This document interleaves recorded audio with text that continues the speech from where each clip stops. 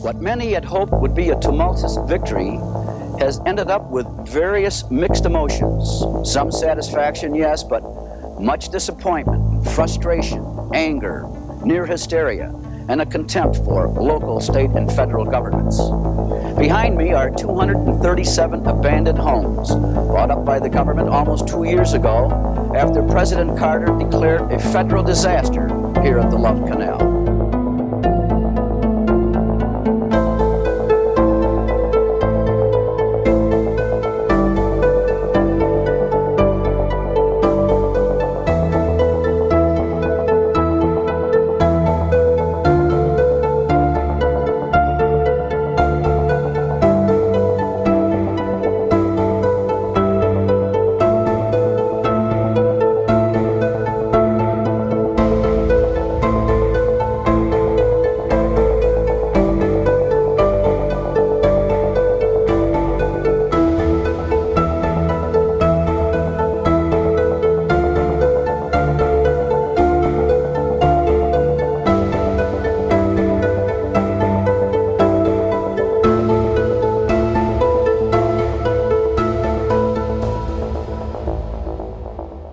Thank you, John. Yes, there are an estimated 30 to 50,000 hazardous waste sites in this country. It is considered one of the greatest environmental threats of our time. No case, however, has received more attention than the waste site at Love Canal. After an epidemic of miscarriages, birth defects, cancers, and other grave medical problems, the state of New York declared an emergency and ordered a permanent evacuation of 200 families.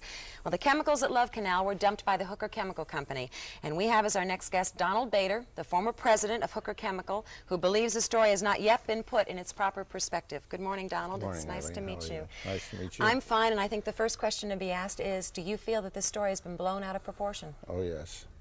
Why? Very much so. Well, I think you just blew it out of proportion when you introduced it by saying an epidemic of miscarriages and other diseases. And I think the best medical studies of the area would say that that's completely false. How about the 15 pregnancies, many of which resulted in miscarriage, though, during the time of this whole problem? Well, I don't know where that evidence comes from, because it certainly doesn't come from any of the state studies. Well, why would the state of New York declare an emergency and order evacuation if there were not true health problems? The state of New York declared an emergency on the basis of possible health effects. And that emergency was declared after a very cursory study, an epidemiology study done by the state. And in fact, a panel just recently appointed by Governor Carey to study all of the health effects at Love Canal has concluded that there really are no health effects of Love Canal that are associated with the chemicals.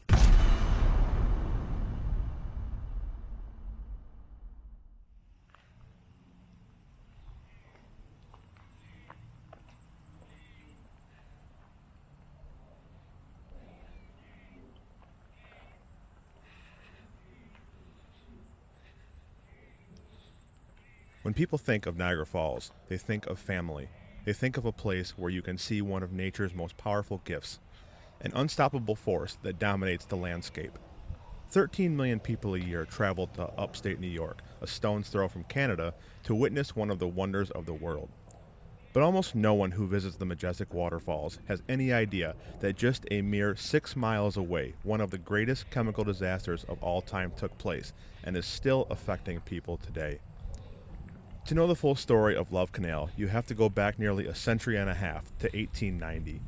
Railroad savant William T. Love came to Niagara Falls and had visions for a mega city near the falls based off hydroelectricity. He would call his oasis Model City, New York. Love would need financial backing to make his idea come to fruition, and he succeeded in getting monetary aid from banks in New York City, Chicago, and England. William wanted to create a waterway that would bypass Niagara Falls and connect the upper and lower sections of the Niagara River. Work began on the project in 1894, but the panic of 1893 was still looming large and caused his sponsors to back out of the projects. Making matters worse, an environmental group persuaded Congress to pass a law to protect Niagara Falls and prohibit the removal of water from the nearby river.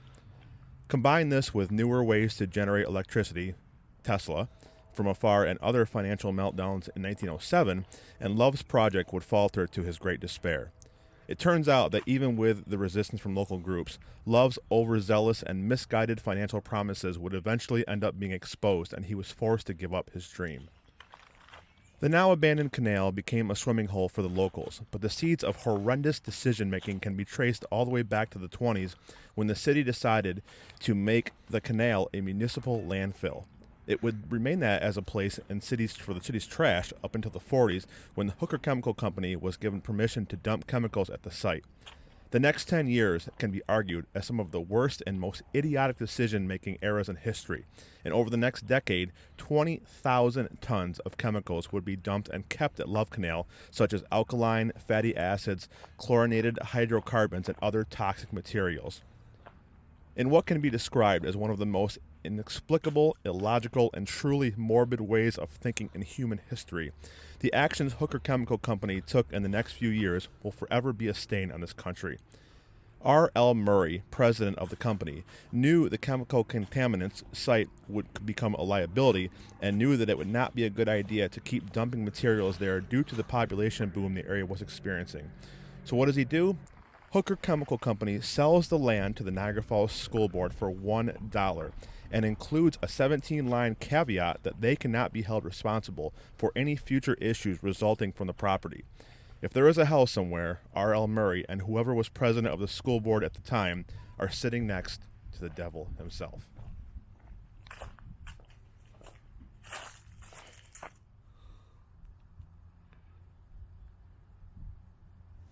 How about the temporary relocation? How do you feel about that? I don't like it. We went on a temporary relocation the last time that they had it, and I'll tell you, it was hell in the hotel with 3 kids. They had no place to play. Run up and down the hallways. The manager gets tired of the kids, in the hallways, and I feel for him because he has people coming in, the tourists, and it keeps the tourists up. It's rough on the kids, it's rough on the parents, it's rough on everybody. Lynn, have you made arrangements for temporary housing yet? Yes, we're going to Castle Court. And what are you taking with you? Just our clothes. That's it. I'm just getting the kids out of here. I just don't want them here any longer. The next series of events are ones of immense failure, of scope, foresight, and just downright human dignity. In the early 50s, construction began on the 99th Street Elementary School, using the land that they had acquired from Hooker. During construction, crews breached the barrier of clay hiding the toxic chemicals, starting a chain of events that would forever change the shape of U.S. history. The architects of the school informed the board that they had discovered several 55-gallon drums of chemical waste, and instead of taking drastic action, the board shifted the site of the school a mere 85 feet. The kindergarten playground also had to be moved as it was directly on top of the dump. So to reiterate, a school board built a school on top of a known chemical waste site after knowingly purchasing the land for $1, and when confronted about it by builders, decided to move it a football field away. 400 children attended the school, and in the very first year of operation, a 25-foot wide sinkhole opened up, exposing toxic chemical drums, and during rainstorms, the kids would play in the toxic puddles. In a further act of negligence, the school district would sell the remaining available land to private developers to build homes on, despite the warning from Hooker about the buried hazard below. During construction of the homes, crews again busted the clay seal building the sewer drains, where they were building the sewer drains, causing the toxic waste to seep into water and into the gaps in the walls of the homes. And by the way, the residents had zero idea what they were walking into. The construction of the LaSalle Expressway restricted groundwater from flowing into the Niagara River, and combine this with the abnormal wet spring of 1962 and the eventual blizzard of 1977, and you would have a 2-decade period of incredible naive ignorance by officials, allowing a community to thrive while ignoring the obvious signs that a national emergency was about to be put on their doorsteps. This would all start to finally materialize in the late 1970s as black fluid began to flow and even creep into residents' backyards and basements. And after the storm of 77, state departments began doing testing on the air, soil, and groundwater in the area. The results were a nightmare, as hundreds of different chemicals were found to be present, most notably one of the most lethal substances ever known to man, dioxin. It would be reporter Michael Brown who would encourage locals to organize and create a protest group, and it would be Kathy Schroeder who would organize the first rally after her daughter was sadly born with a dozen birth defects. History will show, however, that Lois Gibbs was the eventual leader who would generate the attention and upcoming national attention that Love Canal would receive. Her tactics, while highly aggressive and even illegal in some instances, would include pregnant mothers marching, children holding signs, and even reaching a fever pitch when 2 EPA workers were held hostage for 5 hours to bring attention to the federal government.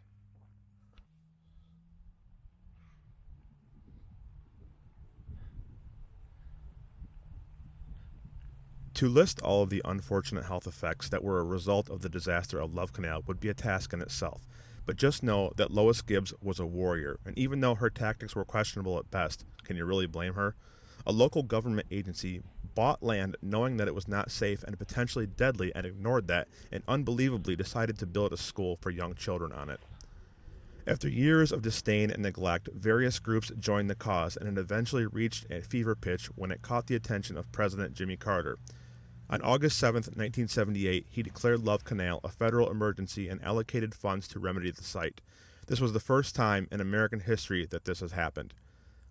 The next action would change the course of human history and standards for chemical production when the Superfund Act was passed, and if you have ever read any kind of paper or watched any newscast in the past 30 years, you will know that unfortunately, Love Canal was one of hundreds of illegal chemical sites. I want to read to you a quote from then EPA Administrator Eckhard Beck when he visited Love Canal in the late 70s. Buckle up, folks. I visited the canal area at the time. Corroding waste disposal drums could be seen breaking up through the grounds of backyards. Trees and gardens were turning black and dying. One entire swimming pool had been popped up from its foundation, afloat now on a small sea of chemicals.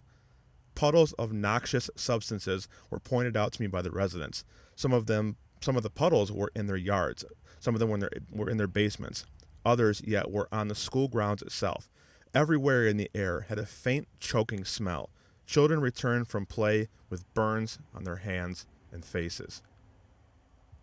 After years of residents dealing with deadly toxins in their homes and yards, and a plethora of miscarriages, birth defects, and cancerous chemicals, and being stuck there due to the homes having little to no value, the government finally spent $15 million to buy 400 homes in Love Canal, demolish them, and aid in relocating families.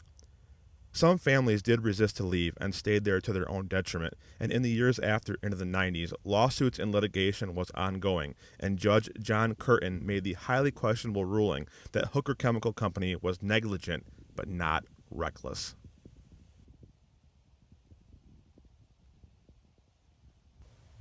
In conclusion, almost all of the homes were eventually demolished, and as evidenced by the footage from just a few days ago, the area is a desolate and tragic stain on the city of Niagara Falls. These days, all you will find is 5 homes standing in original condition, 5, with folks who either stuck it out and are living a varying degree of quality of life, or a few brave souls who have bought the homes for pennies on the dollar and are living a somewhat isolated and low-cost life. There is some industrial life, however, going on at the site here, as a few businesses are running operations on the former lands. And in recent years, there has even been a debate. I mean, there's always been a debate, but in recent years, there has really been a debate over whether the land is suitable for use again. It was removed from the Superfund Act, and it was removed from that site in 2004, but I personally do not think that this is safe to live here at all, and I never would, just my personal opinion. So in conclusion, guys, I hope you enjoyed this documentary, as tragic as it is. These stories need to be told. This is very similar to the Centralia video that I made several years ago, and go check that out if you have the time. The information that I gave you here is only really a summary of the full story, and there are several other great documentaries on YouTube and other places that do go more in depth. This is Anthony with Ace's Adventures. I hope you all have a wonderful rest of the year, and if you like my content and you are new, please consider subscribing and have your notifications clicked on so you know when I upload new content. This is Anthony once again with Ace's Adventures. Thank you so much for watching, and we'll see you all in the next video.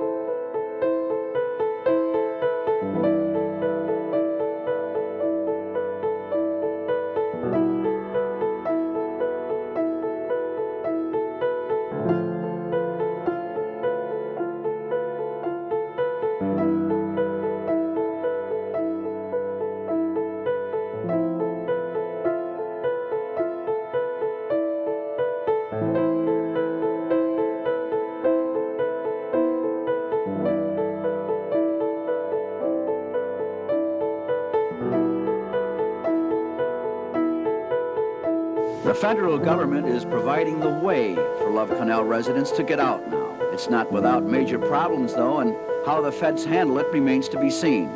But for the hundreds of Love Canal families, it is hopefully the beginning of the end.